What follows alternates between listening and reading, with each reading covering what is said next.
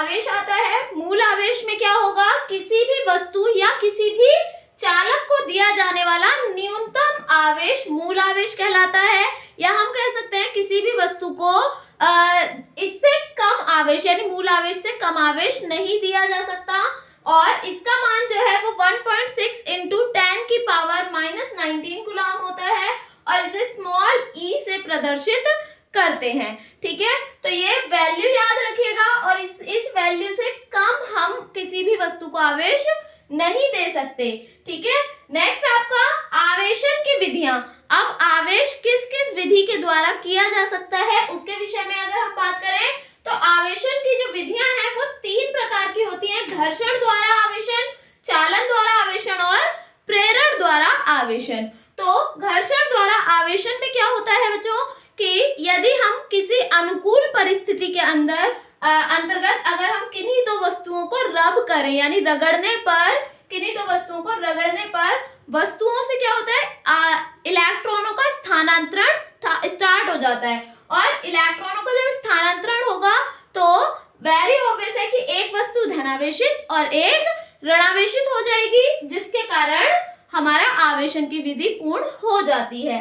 ठीक है, ये एनसीईआरटी के अकॉर्डिंग अगर हम बात करें तो इसमें हमारे पास ग्लास रॉड और रेशम के कपड़े यानी आपकी कांच की छड़ को जब हम रेशम के कपड़े से रब करते हैं, रगड़ते हैं, तो कांच की छड़ क्या हो जाती है, धनावेशित, और रेशम का कपड़ा ऋणावेशित हो जाता है। अर्थात कांच की छड़ से इलेक्ट्रॉन क्या हुए, निकल गए, और जो कि किस पर आ गए, आपके रेशम के कपड़े पर। और इस अवस्था में आवेशों का स्थानांतरण जो है वो पूर्णतः बराबर होता है, अर्थात एक वस्तु से जितने इलेक्ट्रॉन निकलेंगे दूसरी वस्तु पर उतने ही इलेक्ट्रॉन आते हैं। ठीक है, नेक्स्ट आपका चालन द्वारा आवेशन। चालन द्वारा आवेशन में क्या होता है बच्चों की यदि हमने कोई दो चालक अगर हमने लिए तो एक आवेशित चालक के संपर्क में, यदि एक आवेशित चालक है, हमने अज्यूम कर लिया ये एक पॉजिटिवली चार्ज है या नेगेटिवली चार्ज भी लिया जा सकता है, तो अगर किसी आवेशित वस्तु के समीप आवेश रहित या अनावेशित चालक को रख देते हैं, तो एक आवेशित चालक है एक अनावेशित चालक है, जब इन दोनों को संपर्क में रखते हैं तो यदि ये धनावेशित है तो इस पर धनावेश क्या हो जाएंगे, ट्रांसफर, और यदि ये ऋणावेशित है तो इस पे ऋणावेश क्या हो जाएंगे, ट्रांसफर हो जाएंगे, यानी समान आवेश क्या होने लगते हैं, वितरित होने लगते हैं। और ये प्रक्रिया तब तक चलती रहती है जब तक कि दोनों चालकों पर आवेश की मात्रा समान ना हो जाए। तो इस आधार पर हमारा चालन द्वारा आवेशन किया जाता है।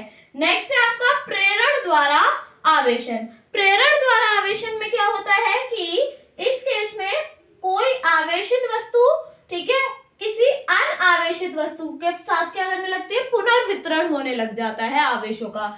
यदि मैंने इसको पॉजिटिव चार्ज दिया तो इस पर पॉजिटिव चार्ज आएगा, और इसके संपर्क में रखी वस्तुएं या इस अवस्था में जरूरी नहीं है वस्तुएं संपर्क में ही हो, डिस्टेंस पर भी हो सकती हैं।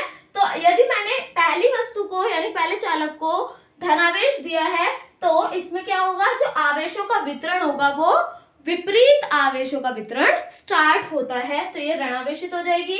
और यदि हम दोनों वस्तुओं को दूर दूर कर देते हैं तो ये जो आवेश है ये संपूर्ण वस्तु पर एक समान रूप से वितरित हो जाएगा, यानी ऋणावेश और धनावेश क्या हो जाएंगे, एक समान रूप से वितरित हो जाते हैं। तो ये प्रेरण के द्वारा इस प्रकार से आवेशन किया जाता है। फिर विद्युत आवेश के मूल गुण में क्या होता है बच्चों, आकर्षण तथा प्रतिकर्षण। समान प्रकृति के आवेश एक दूसरे को प्रतिकर्षित करते हैं, जबकि विपरीत प्रकृति के आवेश एक दूसरे को आकर्षित करते हैं। तो समान प्रकृति के आवेशों को सजातीय आवेश भी कहा जा सकता है और विपरीत प्रकृति के आवेशों को विजातीय आवेश भी कहा जाता है। नेक्स्ट आपका आवेश का संरक्षण। आवेश संरक्षण का नियम यही कहता है कि ना तो आवेश को उत्पन्न किया जा सकता और ना ही नष्ट किया जा सकता, केवल एक वस्तु से दूसरे वस्तु में आवेशों को स्थानांतरित किया जा सकता है, जैसे कि कांच की छड़ से हमने रेशम के कपड़े पर इलेक्ट्रॉनों को स्थानांतरित किया था। नेक्स्ट आपका विद्युत आवेश की योज्यता। तो किसी भी निकाय पे, अगर हम किसी भी निकाय पे कुल आवेश देखें तो किसी भी निकाय पर कुल आवेश निकाय में उपस्थित निकाय में जितने भी कण उपस्थित होंगे उन कणों के आवेशों के बीजगणितीय योग के बराबर होता है। तो कुल आवेश जो निकाय में यदि जितने भी हमारे पास यदि हम कहें n कण है तो उन n कणों के बीजगणितीय योग के बराबर कुल आवेश होता है। ये योज्यता का नियम कहलाता है। ठीक है, नेक्स्ट है आपका आवेशों का क्वांटीकरण। आवेशों का क्वांटीकरण के अंतर्गत किसी भी चालक किसी भी वस्तु को आवेश यदि हम देंगे तो किसी भी वस्तु या किसी भी चालक को दिया गया आवेश मूल आवेश का पूर्ण गुणज होता है। तो मूल आवेश हमारा स्मॉल ई से रिप्रेजेंट किया था, तो हम किसी भी वस्तु को स्मॉल ई आवेश दे सकते हैं, 2e आवेश दे सकते हैं, 3e आवेश दे सकते हैं एंड सो ऑन, यानी मूल आवेश का पूर्ण गुणज। ठीक है, 2 गुना 3 गुना 4 गुना इस तरीके से आवेश दे सकते हैं, परंतु हम किसी भी वस्तु को 1.5e 2.7e इस टाइप का या 1/3e इस प्रकार के आवेश नहीं दे सकते। यानी आवेश के मूल आवेश का हमेशा पूर्ण गुणज आवेश ही दिया जा सकता है। यही आवेश का क्वांटीकरण सिद्धांत कहलाता है, जिसके आधार पर ये वाला फॉर्मूला हमारा अप्लाई हुआ था, Q बराबर NE, जहां पर N इलेक्ट्रॉनों की संख्या है तो वो क्या हो सकती है 1 2 3 4 एंड सो ऑन।